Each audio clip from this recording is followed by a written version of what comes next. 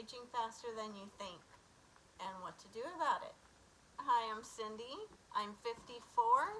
I also work with people that need help because they're aging. And I want to stay strong. I want to stay young as long as I can. I want to prevent disease. Honestly, I don't want to be on medicine ever. Not from the doctor that. So I'm trying to heal my body from certain things. But back to the topic, joint stiffness and pain is number one. This I kind of was dealing with about a month ago. I didn't realize I don't want to get arthritis, so I was kind of alarmed that my joints were hurting a little bit. My fingers were when I was typing. And what you can do about it, you need to exercise regularly with low impact, like yoga, maybe Pilates, swimming, things like that to keep your joints flexible. Also, they recommend that you take joint supplements like collagen or glucosamine. So, collagen I did take and I stopped taking for a while.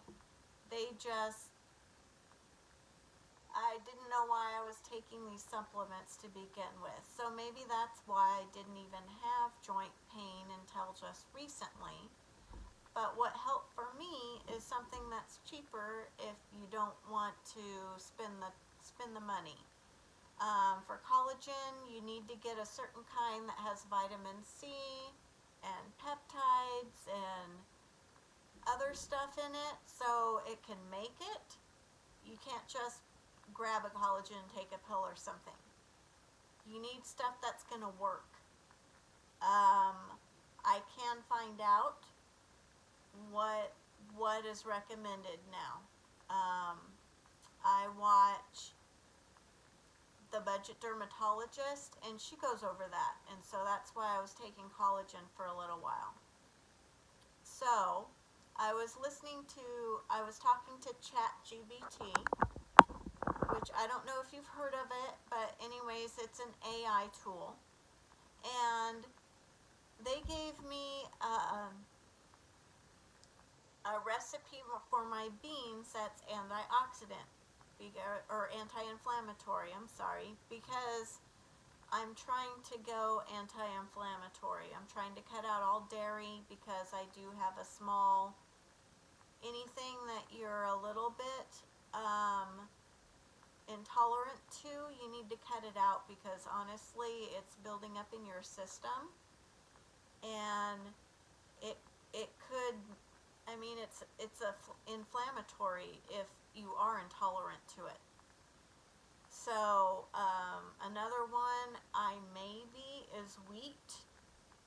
It's in soy sauce, unless you know where to buy the ones without wheat. It's also in teriyaki sauce because it has soy sauce in it. I cut those out. I go to Winco and they have, if you look on the back of the label, I'm sure there might be other places. Just look on the back of the label. If it has wheat listed, then I know Winco has one where there is no wheat in it, and that's the one I get. You can also get amino acids. I forget what other substitutes there is for soy sauce, but I know amino acids are one. So back to my beans. These spices are anti-inflammatory, so this should help. And I think this is the reason why my pain went away, is because I've been putting this in my bean recipe. So they say half a teaspoon of turmeric, 1 teaspoon of cumin, 1 teaspoon of paprika, a quarter of a teaspoon for black pepper, and vitamin C, like bell pepper is what I use. You can also use some kind of citrus like lemon or lime if you want. Add as much salt to taste. I don't put it in there. I salt it when I'm eating it, but it definitely needs it. Also, you need to stay hydrated for stiffness of your joints and pain if you have any. What I've been starting to do to help cut, because when you get older, your body kind of misses up the signals of hunger and thirst. So what I've been doing is I hydrate myself in the morning. I have a little thermos that it holds 2 cups. I measured it before, so I know where I'm at. So I drink that in the morning while I'm getting ready, and then I eat breakfast later, and then I could drink water throughout the day. But I make sure I have 2 cups in the morning while I'm getting ready, showering, dressing, getting my makeup on, that kind of stuff. Then I eat breakfast. Then I drink. I have 2 jobs. So I have a morning job, and then when I'm driving home to my second job, I'm drinking 2 cups of water before I get home. And then I'll eat lunch later, and then when I'm driving home from my afternoon job at 5 o'clock, I'm drinking two cups of water. And then when I get home,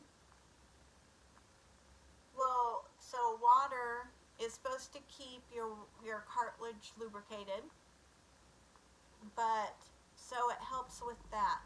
But also, if you're up a lot peeing, it took me forever to figure this out. Now that I started doing this and it had nothing to do with that,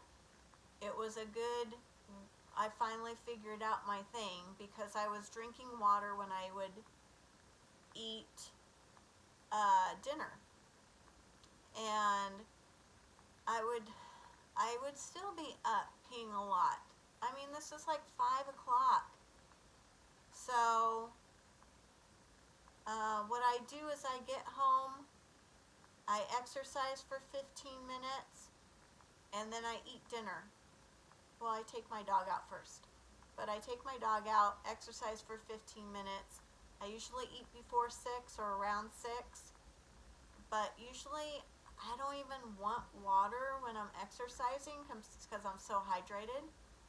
And I might sip on something when I'm eating dinner, but it's only if it's kind of sticking to your it's like not going down real easy. But really I don't drink a lot, and I may drink 1 cup of, goodness, I wasn't expecting to say this, but I drink the complete GI before I go to bed, because that's supposed to be the best time to do it. And that's it. And I only wake up, well, I might wake up once, but I'm a light sleeper, and I have 2 roommates. So I may be waking up because they're waking me up, and then I should probably go to the bathroom. It's not because I have to go.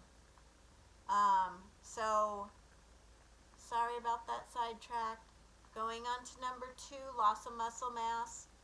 I've noticed about 5 years ago that I was pulling muscles carrying ladders that didn't bother me before. So I'm starting to do a 15-minute workout just with body weight for my upper body. Strength training is supposed to be the best. I have shoulder problems just because I injured one of my shoulders, but they're really weak and they tend to pop out of joint a little bit, so I want to strengthen those muscles before I move on to weights, especially lifting above my head. Or I could join a gym. I just want to get in the habit before I start paying for it. But everybody knows after 30 you start losing muscle mass, especially when you hit menopause for women. But when you're 50, it affects your metabolism, not having muscle, your energy, your mobility. I don't I don't want to hire someone to help me around the house because I can't do things for myself. I want to be one of those people that are at the gym when I'm, older. Also, when you get older, you need to up the protein. Um, so I've been eating beans probably for one of the meals because they're cheaper, to be honest. But we need to up our protein. I've been keeping track of how much protein I eat. I try to keep it around 30% of what I'm eating calorie-wise.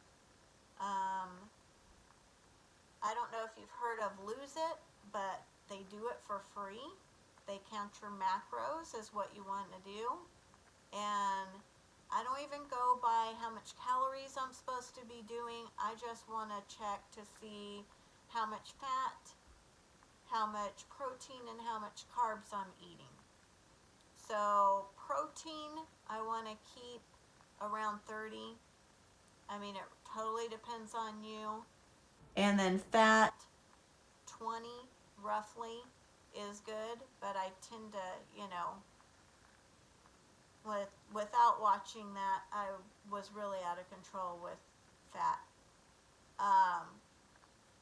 But it also, when you're eating protein, what you want to do is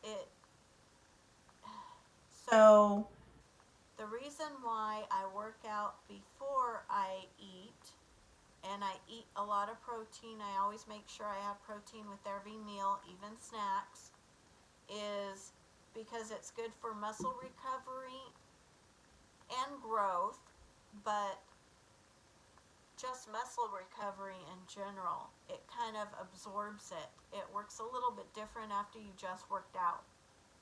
You want to kind of walk around, stretch out, that kind of thing after.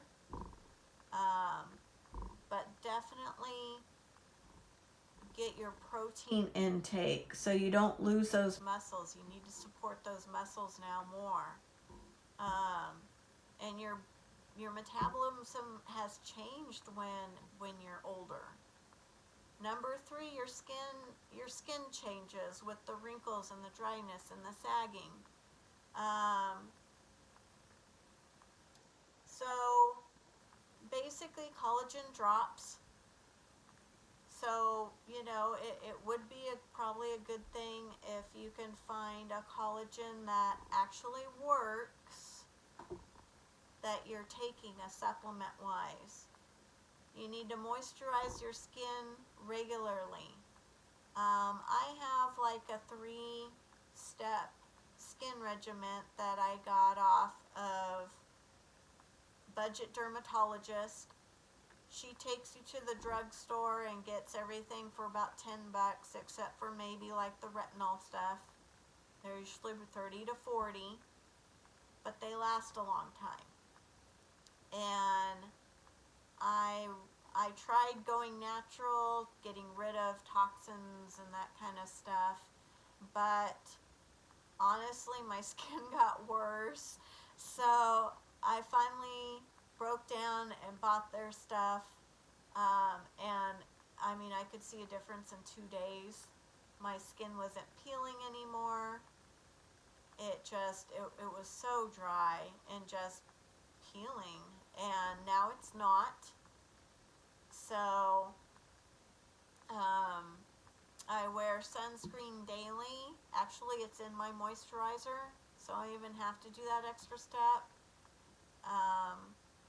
And then incorporate anti-aging like retinol or peptides into your routine. I went with the one that she had, like the most recent one that she had on Budget Dermatologist for Aging Skin because that's where I'm at. And I also went with Sensitive. So I didn't go with retinol, which I have tried. It just irritates my skin a little bit. But I also have a touch of rosacea that I'm trying to get rid of.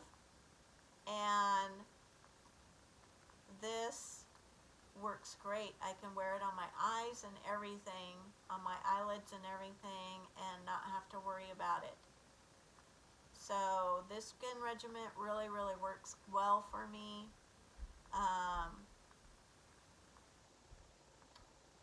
And that's it.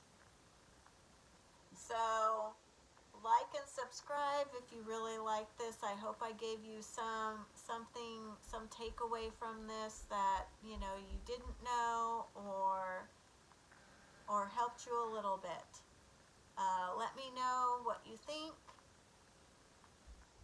and I'll see you next time.